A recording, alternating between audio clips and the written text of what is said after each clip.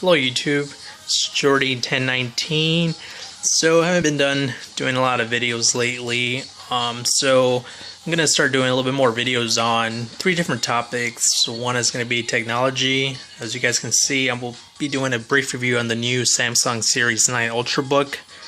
I think it's the 3rd generation Series 9. So I'm gonna be doing on technology, some science and engineering, since I recently graduated as a chemical engineer, and also a little bit of politics. So this is the newest Ultrabook. I just purchased a while ago, about 2 weeks ago or so. So a little bit on the Ultrabook. Let's see. In terms of specs, it's running Windows 8. It has the 3rd gen IB bridge Intel Core i7. It has a full HD 13.3 inch display. So it's a non-glare display, which is really nice. Which is one of the reasons why I decided to go with this laptop, which is it's not a touchscreen, because most touchscreen Ultrabooks or even full desktops, when they have touchscreen, they tend to be super glossy. So this is a non-glare display, which is really nice, especially if you take it outside and there's the sun right behind you. There's really no glare, no reflection. So it has 4 gigabytes of RAM. So the RAM cannot be upgraded, so you can't really buy or upgrade or pretty much replace it. What you can do is replace the solid state drive or SSD. This model has only 128 gigabytes of SSD, but it can be replaced up to 512, maybe more. But I think the highest I would go would probably be 512 of solid state drive. So it has Wi-Fi, ABGN connection. And the color you see here is mineral ash black. One thing about this Ultrabook, in terms of it's full aluminum materials. It's really nice. It has that in terms of ports.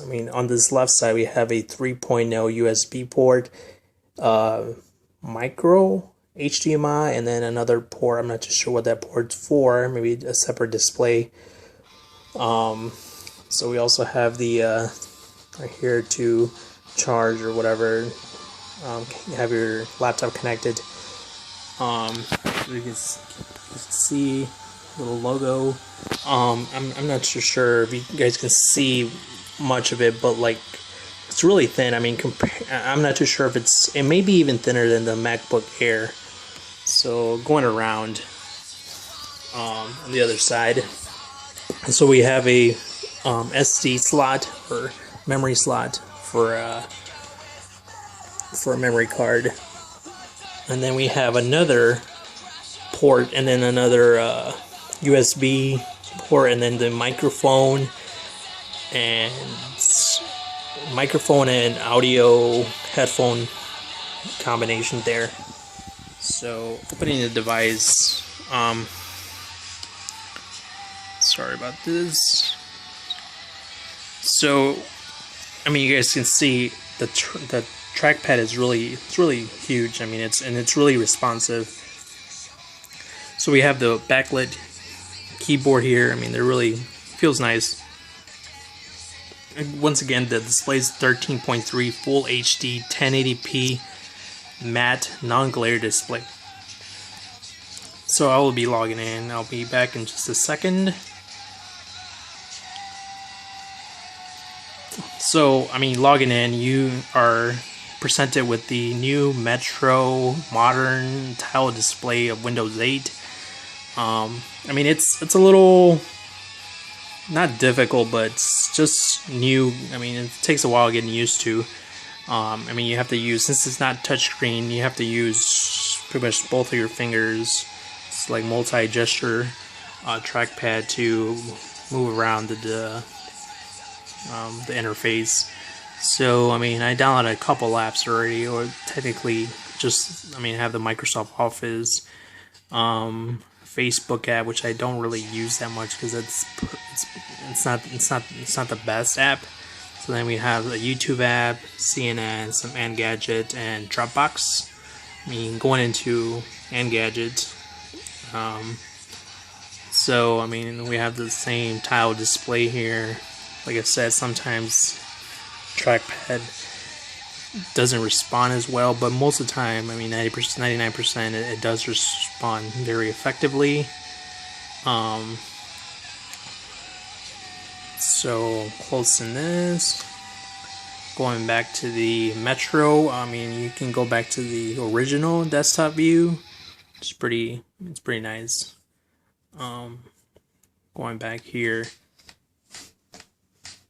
So, like I said, it's not a really in-depth view. Just to look at the new Ultrabook Samsung Series 9. Like, I'm pretty much satisfied with this laptop. I'm probably gonna keep it for a couple years. One thing I saw, like I said, I purchased it 2 weeks ago, and the new Ultrabooks will be coming out with the new 4th generation Haswell processor chip. So I mean, it's probably gonna be a lot faster. So one last look. Here it is, side view. So the color overall is, I like the fact that it has like a mineral ash black, and then it has a contrast of silver. It's really nice. And you guys can see there's the 3rd gen Ivy Bridge i7 core from Intel.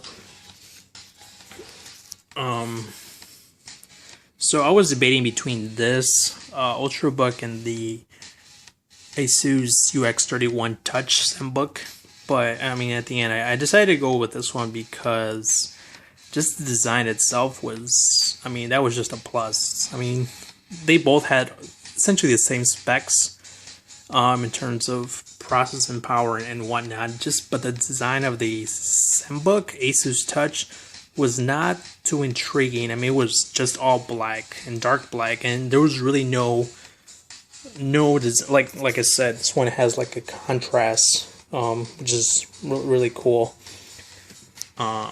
So yeah, that's a quick look of the new Samsung Series 9 Ultrabook. I'm assuming that they're probably gonna release maybe a 4th generation sometime later this year with the new Haswell processor chip and whatnot, and they might even offer an option for a touchscreen. I know that the Samsung Series 7 is a touchscreen, so yeah. So hopefully this video comes out good. I mean, I'm recording from my Galaxy Note 2, and then just a quick review on this tablet. It's a little older tablet, probably like almost 2 years. It's the Verizon Samsung Tab 7.7. Super thin. I mean, of course, it's thinner than my laptop. 4G LTE, even though I don't use it as much since I have my phone now. So I did root it, so it does have the Android 4.2. Just because it was taking forever for Verizon to release a new Android operating system. So I mean, once I root it, and most of my apps delete. So even though I use Titanium backup, some of the apps don't get restored. So it's pretty basic. I'm running Paranoid Android 3.56. So I mean, this is like a tablet hybrid. I just have a couple apps, some root apps, and just some basic Google apps. So going into the app drawer, so I mean, there's not a lot of apps. I mean, just because I use my phone more now. I use this app, or I mean, I use the tablet more when it's more on the go, like when I want to have a bigger display, but I don't want to take my laptop. So it's pretty nice. I mean, it's not the best specs. I mean, just because it has only a dual core as opposed to my phone, which has a quad core. Oh, and for this is the Ultrabook Samsung Series 9. It runs at 2 gigahertz CPU, which is really pretty fast. I mean, so this is the Samsung Series 9, or sorry, the Galaxy Tab 7.7.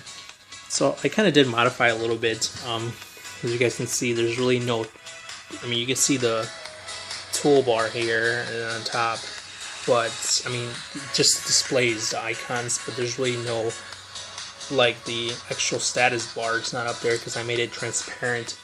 And another thing that I did was make most of these apps change, like, the color of the back, home, and the app drawer button or whatever. So if we go real quick to YouTube, it changes red, and then it has the black toolbar and taskbar and whatnot. And if we go to another apps, like, let's see, what's another good one, like Google Hangouts. So now it's kind of like bluish, cyan blue, or whatever you call it. What else? So Chrome. Just a second. So Chrome has just a white basic, but it's blue up there. So that's basically, I mean, this is running, I think it's at 1.6 dual core, 1.6 gigahertz dual core processor. So I'll probably be doing a review on the new Galaxy Note 3 day. It's supposed to be announced September, sometime around September. So yeah, this is a quick review on the, like I said, the Samsung Series 9, and quick overview of the Galaxy Tab 7.7. So, like I said, I'm going to be making a little bit more videos, maybe more in-depth, maybe apps on Windows, operating system, and then maybe I'm probably going to be doing like reviews on some of the apps that I use, such as these three, which are pretty much hack apps, Wi-Fi kill. So if you're connected to like the same Wi-Fi with another person, you can kill their Wi-Fi, and so they won't have pretty much internet connection. Network spoofer does a lot of cool stuff. I mean, if they're on YouTube, the actual YouTube webpage, not the app, you can make all their YouTube videos be of that Rick Roll app or Rick Roll video. And Droid Cheap, just pretty much you can hack into their Facebook. You really can't actually, you cannot change their password or anything. You can just pretty much be in control of their Facebook. I mean, you can update their status and whatnot. So, I mean, I don't really use it that much just because it's kind of, it's kind of, I don't want to, I mean, it's just kind of weird doing that at times. So I'll probably be doing app reviews and whatnot. And like I said, I'm going to also be doing a little bit of engineering and science videos, and then some politics. So like I said, I did just recently graduate as a chemical engineer, so that's one of the main reasons why I'll be doing. It'll kind of help me out more, like see the new engineering processes that they're doing. As you guys can see here, I have like so many books, engineering books and science books, math books. So, yep, so this was a quick overview of these two Samsung products. Hope you guys like it, and maybe leave a comment below if you guys want to see some other stuff to review, or to just other topics to make videos on. That'd be cool. So if you guys can hit the like button and subscribe and like this video. See you guys.